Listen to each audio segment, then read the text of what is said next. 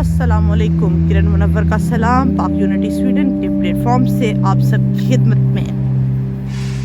अभी जो है मॉर्निंग वॉक का टाइम चल रहा है। तकरीबन तमाम माएँ इस टाइम बच्चों को माँ बाप जो है वो स्कूल छोड़कर वापस घर की तरफ जा रहे होते हैं और ये स्वीडन में एक आम कल्चर है कि इस टाइम आपको सभी वॉक करते दिखाई देते हैं।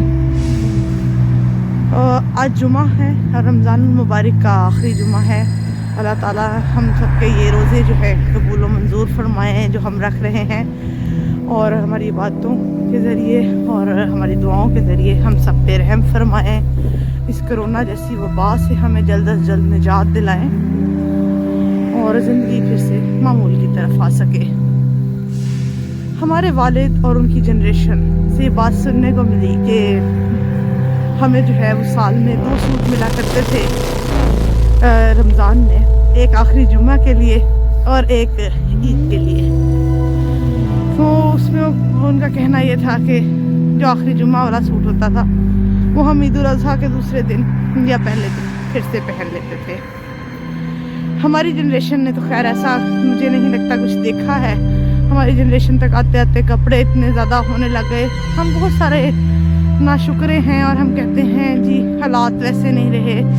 तो मुझे ऐसा लगता है कि हम भी वैसे नहीं रहे। हम तो हर वक्त जो है इसी चीज़ का शिकार रहते हैं, 1 2 4 और आगे से आगे बढ़ते जा रहे हैं। हमारी तसल्ली नहीं होती। तो वो लोग थोड़े से कनात पसंद थे।